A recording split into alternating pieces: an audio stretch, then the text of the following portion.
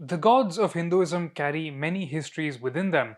Ayyappa at Sabarimala, who is one of the most dynamic South Indian deities of the last 100 years, is no exception. In part 1 of this series last week, I traced out how the ancient Tamil hill god Ayyan merged over the centuries with the Sanskritic god Shasta. On the Malabar coast by the 1600s, this composite figure had come to be venerated at Ayyappa's hilltop shrine at Sabarimala. But all of this is just one part of the god's story. Across the Western Ghats on the Coromandel coast, a parallel tradition had been developing since at least the 8th century, one in which the god was recognized as Ayyanar, the fierce protector of southern Tamil Nadu, worshipped by non Brahmin castes. When those castes encountered Ayyappa at Sabarimala in the mid 20th century, they welcomed him with open arms. But this transformed not only the devotees, but also, in a way, the god. As we saw in the previous edition of Thinking Medieval, the ancient hill god Ayanar is mentioned in Tamil poetry dating to the early centuries CE. Another deity called Shasta or Chatan in Tamil also appears around this time. But the relationship between these two only becomes clear from the 8th century CE or so, when temple inscriptions across a huge geographic range from the Kanchipuram area all the way down to Kanyakumari identify both deities with the names Ayyanar and Ayyappa. As with Ayyappa, these early temples to Ayanar were consecrated by warrior aristocrats such as the Ai chiefs, and he was worshipped there by Brahmin priests. But on the Malabar coast, archaeological evidence suggests that this composite deity was usually integrated in the wall niches of both Vishnu and Shiva temples. Only in Tamil Nadu did he have his own shrines. Now, in medieval Tamil inscriptions and bronzes, Ayanar or this Ayan Shasta is proportionately much less represented than Vishnu and Shiva. He was not identified as their son, as he would be in the Malabar coast much later. In fact, in these medieval sculptures, Ayanar is depicted with long locks of hair and an extended left arm resting on his knee, while the right leg extended either seats him on a pedestal or an elephant. Visually, he is reminiscent of a king. Now, over the last several decades, a substantial body of evidence has been gathered on contemporary Ayanar worship by sociologists in Tirunelveli in southern Tamil Nadu. Now, Tirunelveli isn't far from Kanyakumari, where we know that medieval temples to Ayan Shasta existed, including one dating to the reign of the famous king Rajaraja Chola in the 11th century.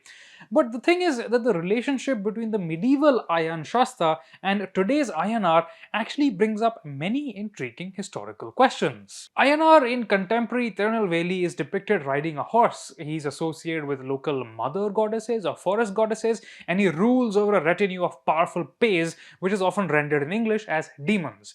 Now, he's also known as Dharma Shasta, which reflects his association with the local social order. The thing is that unlike the medieval Ayan Shasta, Ayanar's priests today are primarily potters and not Brahmins who manufacture large terracotta and now cement horses as offerings to Ayanar from his devotees. The god is believed to patrol villages on horseback at night, and devotees usually make vegetarian offerings to him in return for boons. In horse shrines in Tamil India, aspects of modernity, architectural historian and critic Mark Jarzombek pointed out that Ayanar is sometimes seen with a mix of both awe and fear. Anthropologist Lars Kehlholm, who interviewed devotees in the late 1970s, writes in Myth, Pilgrimage and Fascination that one aspect of Ayanar, which is to say the Sanskritic Shasta or Chatan, is claimed by some castes as an ancestor, but they don't similarly claim Ayyappa. Kehlholm also did not find temples to Ayanar in the dominant caste parts of Tirunelveli towns. Now, Marie-Louise Reinisch, who conducted extensive fieldwork on Tirunelveli's religious traditions, along with Kehlholm and many other scholars, attests that Ayanar was most commonly found in the lower caste, the meat-eating neighborhoods, though the god himself, as I said earlier, is believed to be vegetarian. In these open-air temples, which are composed of statues and small shrines, Ayanar was worshipped alongside an eclectic pantheon. This includes well-known deities such as Ganesha, as well as local figures such as Ayanar's general Karupasamy, village mother goddesses, and serpents. Now, the lower castes of the village consider these fierce attendants such as Karupasamy their lineage deities, and they offer them meat or liquor as caste tradition demands.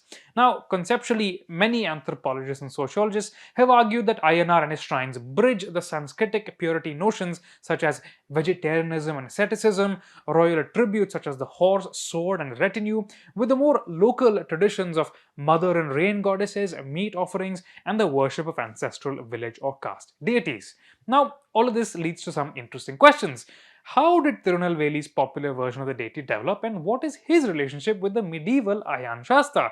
Are medieval bronzes and inscriptions representing an elite kingly variant of the god who was later subsumed within popular worship?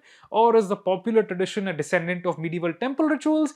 The 1917 Tirunelveli Gazetteer mentions ritual dances to Ayanar conducted by Brahmins, which might suggest that folk and elite traditions may have had a rich back and forth in devotions to this particular god.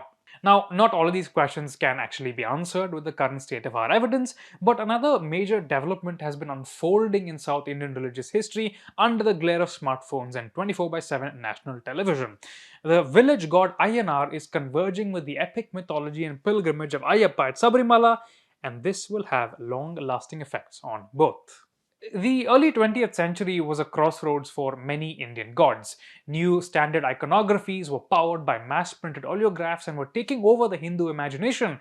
Railways had made pilgrimage easier than ever, and struggles and satyagrahas over caste purity and temple access were bringing the gods to ever larger communities of devotees. Now, within this context, Sabarimala was pretty remarkable as it had been open to men of all castes and creeds from as early as 1830. In his paper Theogony and Power in South India, historian Fred Clothy, relating a tradition from a Tamil professor at Madurai, claimed that in the 1920s, a group of Nambudiri Brahmins became aware of the popularity of the Murugan shrine at Palani in Tamil Nadu.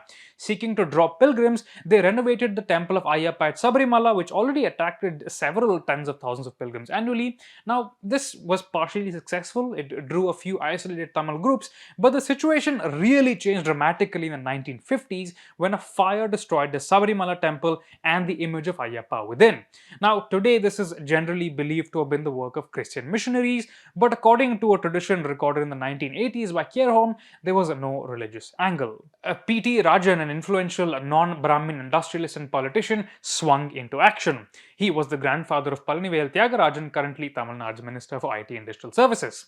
Now, P.T. Rajan organized processions and fundraising for Ayyappa across Tamil Nadu with the god's new metal idol intended for reinstallation at Sabarimala carried by devotees. Soon after, pilgrims returning from Sabarimala reported the god's miraculous powers, limbs healed, sons born, protection granted from wild beasts. So steadily, Ayyappa societies grew across Tamil Nadu and the pilgrimage boomed.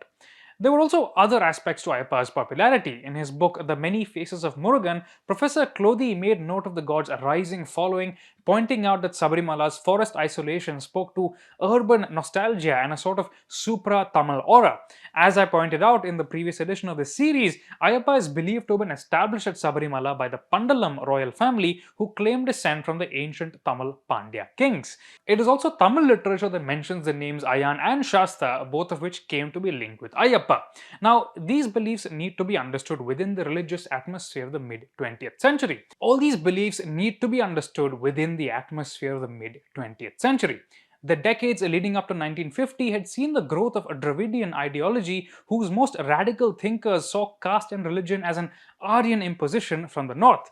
But by 1950, this was being tempered by a Tamil identity within United India, which was secular and progressive, but also took pride in its religious heritage. In the Sabarimala pilgrimage and Ayyappan cultus, anthropologist Radhika Shekhar traces how, in this time, Ayyappa may have been perceived as, and I quote, a Dravidian god born on Dravidian soil who frowns on class barriers. He represents unity and brotherhood amongst all men. Thus, Christians and Muslims can also join the army of Ayyappas who in a previous era fought tyranny and restored order together. End quote. From the late 1960s onwards, the story of Ayyappa was enacted by several popular film stars in Malayalam and especially in Tamil. According to Shekhar, icons such as Shivaji Ganeshan and Rajnikant both undertook the Sabarimala pilgrimage, which contributed to popular awareness of the circuit. Anthropologists Filippo and Caroline Osella studied the pilgrimage in 2003. They argued that the emphasis on celibacy and renunciation and the long journey in the company of other renunciants and the Guru allowed immersion in a potently masculine experience tied to Hindu beliefs. To devotees of Ayanar, Ayyappa could be interpreted as a more cosmic version of their own local god who allowed them to transcend their village hierarchies and identities and experience a grand sense of community. The remarkable syncretism of the Sabarimala temple allowed it to absorb even the most local figures like Karupaswamy, whose image is now paraded during the pilgrimage. And conversely, the mythos of Ayanar has also evolved to include more stories of his protective aspects rather than his magical powers. Now, with all of this said, academic accounts of the pilgrimage from Shaker, Kjelholm, and Osella all record that devotees tend to travel within their own caste groups, or at least groups with the same dietary restrictions.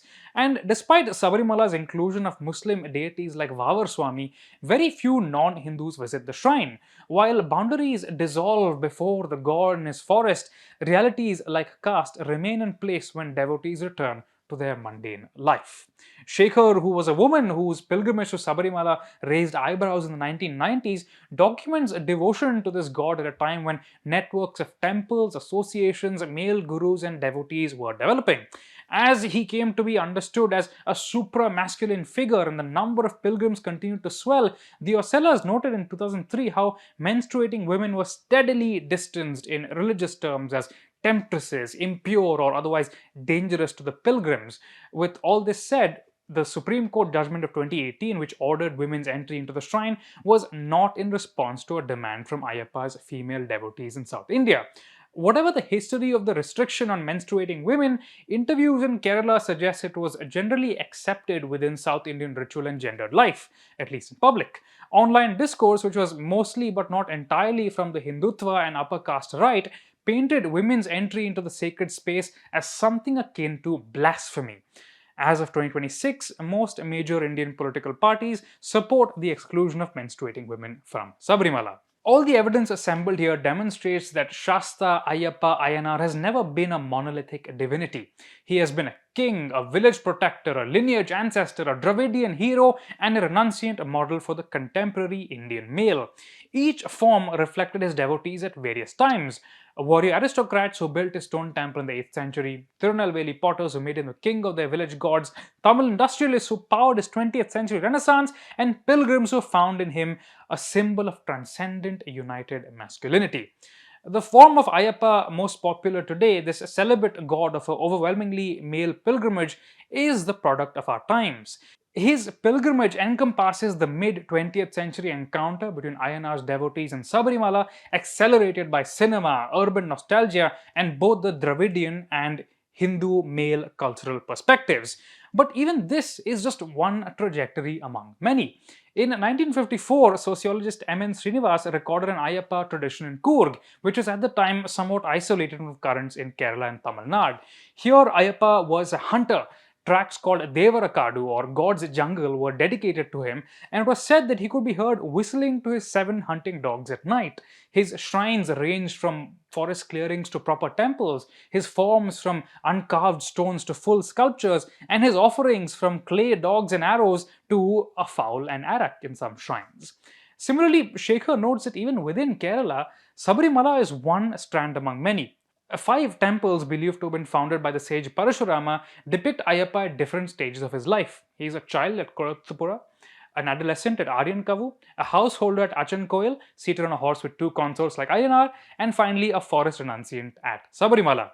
The 5th temple, according to Shekhar, is either undiscovered or exists only in the minds and hearts of the devout. Now, what Srinivas found in Balmavati in Coorg is the most arresting to me. There, Ayyappa was the deity of women. On the last day of the month of Scorpio, the high caste women of the village traveled to his forest shrine at dawn, bathed in the temple pool, cooked cakes of rice flour as offerings, and danced. Returning to the village, they were welcomed by the men who then danced on the village greens. In Balmavati, Ayyappa in his forest belonged to the women. If you have questions or comments, we'd love to hear them. Follow us everywhere on social media. You can find me on Instagram at Ayyanar Buddha or on Twitter at Ekanisadi. We'll see you next week.